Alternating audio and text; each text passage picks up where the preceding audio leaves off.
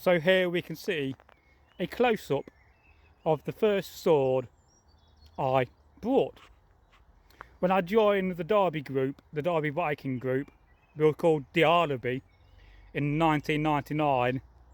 We had a lovely group leader called Lynn, the infamous Lynn who made Egglethorsen's trousers. And so I joined the group. I didn't have any medieval kit, any Viking kit at the time. So she got me some trousers and a tunic. And then she said, oh, you'd after a sword. And I said, well, yeah, please. And also a set of chainmail. She said, I can get you some mail, which is the mail I often sometimes wear on camera. So I said, Lynn, yeah, how much will there be? And I said, I can get you a sword for £100. And the mail suit, the ring shirt, will also cost you £100. And at the time I was working full time, so that was a day and a half's wages when I was just in my early 20s. And this is what I ended up buying. Now the blade itself is a Paul Binns blade, and she managed to get the blade just as the blade, but she needed to get a cross guard and a pommel put on, and luckily she knew somebody could do that for me, which was no extra cost. It was £100 all in, without a sheath or scabbard though. And I'm sure you agree, it is a very shiny blade, and it's a very beautiful blade, and it rings, which is a sign of good quality, and also a sign that it's been heat treated, and has the loaf style pommel, which is typical of the Anglo-Saxons, but then again also used by the Vikings, because the Vikings highly sought after blades. In fact, when they had a battle, and after the battle they didn't go for the gold and the jewellery, they went for the swords. And yeah, sometimes they took the swords apart and took the pommel off and took the all the mountings off and the cross guard, and then they put their own on. But this one has served me well for many years, and I'm sure you agree. Let's have a bit of a long distance look at it. It is a very nice sword. Now if you don't know who Paul Binns is, let's turn it over. You can look at the other side. He is a spectacular bladesmith, and what I like about this sword, it's so shiny, and I've not really done much work to it over the years. Yes, if you look at the handle, you can tell the handle and the leather, because it would have a wooden section underneath, and it would have been, when you're putting this on, when you're fastening this on and this on, you have to have the wood in between so it tightens it up, and then you leather bound it. So yes, it's got a bit of wear and tear on the leather, and as long as I keep it oiled, and it needs a little bit of repair here with a bit of glue, a bit of leather glue, that'll be fine. And then if you look at the end, it's also riveted over so it fastens it on.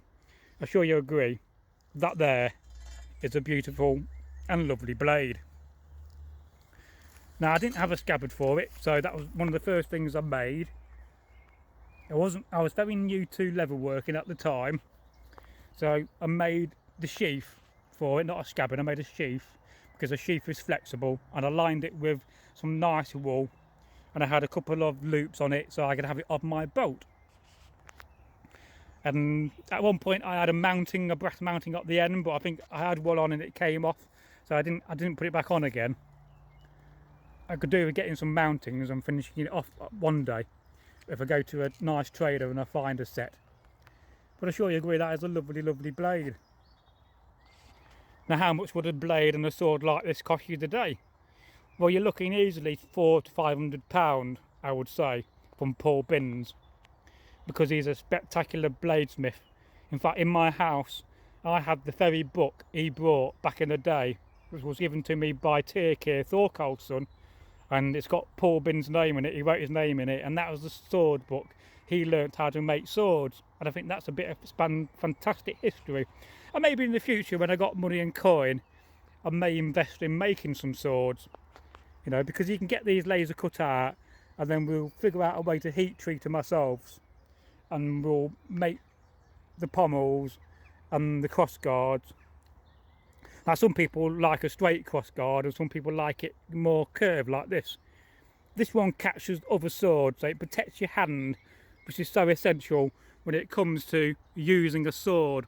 So I'm sure you agree, that's nice. And another interesting and fascinating point about swords is when you do buy one, you need to have one where your hand fits in nicely and it's not too tight and not too loose. This is just perfect for me, because if you've got a tight fitting and a small gap for your hand, you're going to catch yourself on the pommel and you're going to catch yourself on the cross guard. So making sure it fits in your hand nicely and perfectly is very important. It's better to have it longer than shorter. And I've got a nice sword and it's too short and the pommel catches my wrist when I use it. And it'll be a shame to take it apart just to adjust it for myself. So yeah. But where do you buy a sword from? Well, if you can get one from Paul Binns, I would go for that choice. But you could also go for a little bit of a cheaper sword from a company called Armour Class. And normally you have to order one and wait 2 or 3 months before you get it. So that's also another option. You have reenactment markets where you can go and look at traders and actually find a sword to your liking. It's another recommendation. Or you can go on Facebook where you have second-hand marketplaces.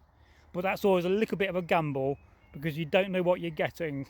And especially with a combat sword, you want one which is well made and sings and rings, because that just says this is well treated.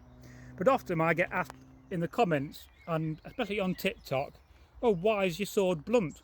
Why has it got no point at the end?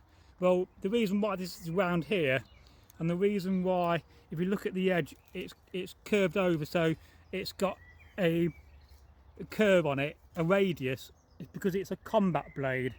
It is designed purposely to be used in battle reenactments. And one of the things when you go along and join this hobby as a Viking, you have training officers and master at arms, and before every battle they will check your weapons. They will check your spear, they will check your sea axe, and they will check your sword for any burrs or any cuts. I had this at the very beginning where this sword had a little bit of a burr and I was told to go away and get a file and blunt it off. And then I learned my lesson. And of course they checked this bit as well, because this will get scarred over time, and you can see little dents where it's been cut and hit by blades. Because what you don't want to have any sharp edges sticking out which could hurt somebody. And if you're in a good society and a good group, somebody should do that at every battle. Especially if you're having 3 or 4 battles at a weekend, they will check before every battle to make sure that your sword is blunt and there's no sharp edges. Also the pommel will be checked as well. They'll run their fingers across and they'll say, well, yeah, that's fine, there's nothing sharp about it, there's no little burrs. And of course the better the blade is made, then the less that's going to happen. If you've got a blade which is a little bit soft, it's going to burr up very easily, and you'll be forever working on it and forever getting a little file. So one thing you do need to take with you is a hand file, just so that you can file down your burrs, because you don't want to be told you can't take that onto the battle because it's got a sharp edge. And another thing we never do is tape a sharp weapon on your kit. You always disarm them, put them in your tent before the battle, and then when you go back out and the battle is over, you can get your sharp sea axe and put it back on your boat, because another thing you don't want to be pulled up for. But yeah, I think that's lovely. I love the blackness here. That's just the grinding. It's been heat treated and gone black, and then it's just been polished up, and you can see the edge, you know, you can see the wear and the tear. And I've used this sword a lot. It's my favourite sword I used to fight with, and I'm very lucky I own quite a few swords. So yeah, let me know what you think of this video, and is it better to have a dull sword or a shiny sword? Well, I'm sure you agree, a shiny sword looks way better on camera,